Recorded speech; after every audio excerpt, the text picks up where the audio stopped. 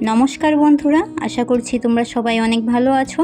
আরেকটি নতুন রেসিপি নিয়ে তোমাদের সঙ্গে শেয়ার করতে চলে এলাম। আজকে বানিয়ে দেখাবো পনির গজা রেসিপি। চলো রেসিপিটি দেখে নিই। এই রেসিপিটি বানানোর জন্য সবার প্রথমেই আমাদের লাগবে ময়দা। আমি এইখানে কাপ মেপে 2 কাপ মতো ময়দা দিয়ে দিলাম। ময়দাটাকে এই ছাঁকনির সাহায্যে চেলে নেব।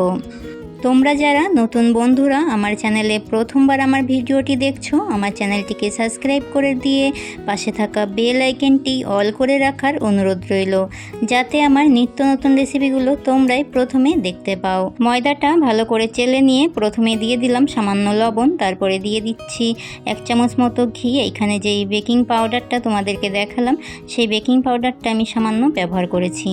আর দিয়ে দিচ্ছি সাদা তেল, 2 চামচ মতো সাদা তেল দিয়ে ময়দাটার সাথে ভালো করে মেখে নেব।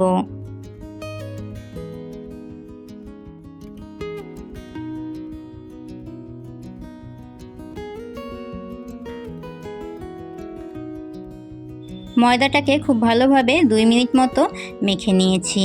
ময়দাটা যখন এই রকম শক্ত মুঠো হয়ে আসছে, তখন অল্প অল্প জল দিয়ে ময়দার একটি সুন্দর ডো মতো করে নেব। প্রথমেই বেশি জল দেবে না, অল্প অল্প জল দিয়ে ময়দার ডোটাকে করে নিতে হবে।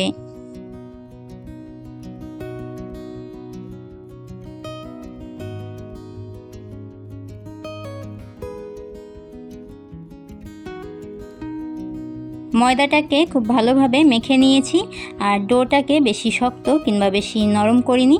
এটাকে আর রেস্টে রাখবো না।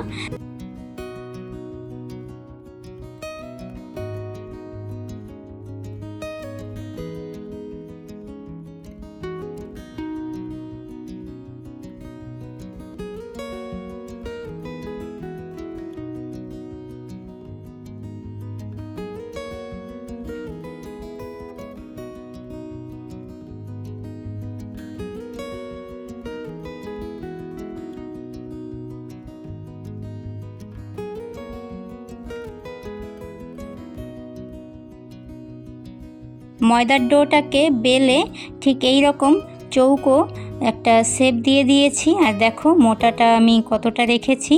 এবারে ছুরির সাহায্যে পনিরের মতো ছোট ছোট টুকরো করে কেটে নেব।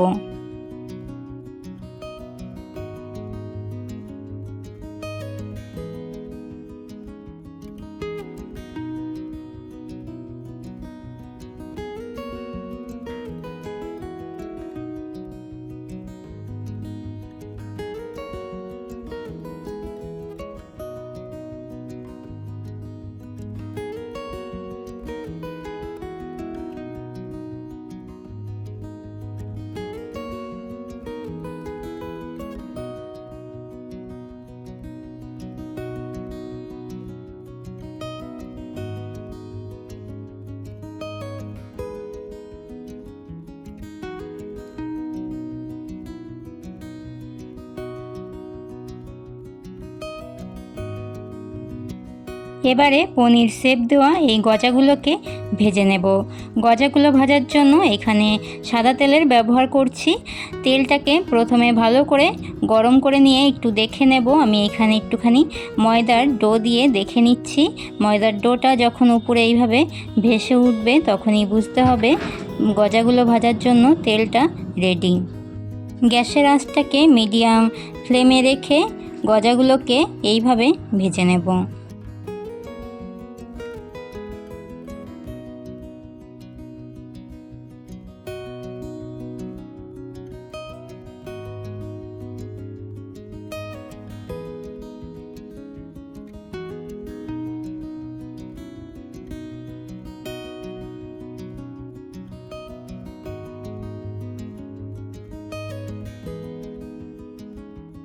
গজাগুলো কত সুন্দরভাবে ভাজা হয়েছে।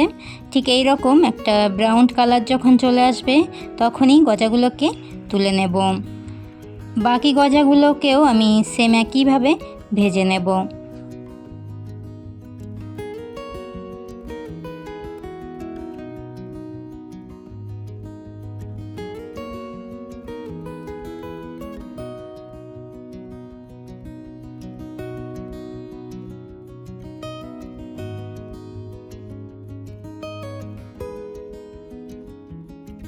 সব গজাগুলোকে ভেজে নেওয়া হয়ে গেছে। এবারে গজাগুলোকে সাইড করে রেখে দেব আর গজাগুলোর জন্য চিনির শিরাটা বানিয়ে নেব। এইখানে চিনির শিরাটা বানিয়ে নেওয়ার জন্য আমি 1 বাটি মতো চিনি দিয়ে দিলাম, সেই বাটি মেপেই 1 বাটি মতো জল দিয়ে দিয়েছি। এবারে চিনির শিরাটাকে হালকা জাল করে নেব। চিনির শিরাটা হালকা জাল করে নিয়েই আমি এইখানে 2টো এলাচ দিয়ে দিচ্ছি।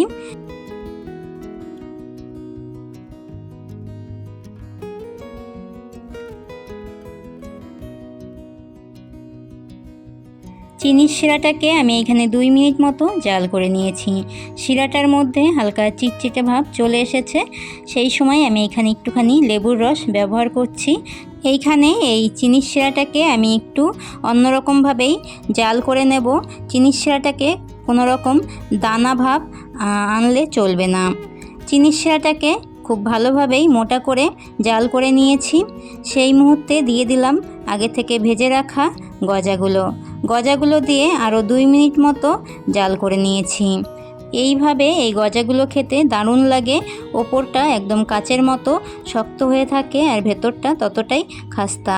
তোমরাও বাড়িতে আমার এই রেসিপিটি ফলো করে এইভাবে গজা বানাবে আর আমাকে অবশ্যই কমেন্ট করে জানাবে রেসিপিটি তোমাদের কাছে কেমন লেগেছে। রেসিপিটি ভালো লাগলে অবশ্যই একটি লাইক, কমেন্ট, শেয়ার করে দিয়ে জানিও। আজকের মতো এতটাই। আবারও দেখা হবে নতুন আরেকটি রেসিপির সাথে। তোমরা সকলে অনেক অনেক ভালো থাকবে। টাটা।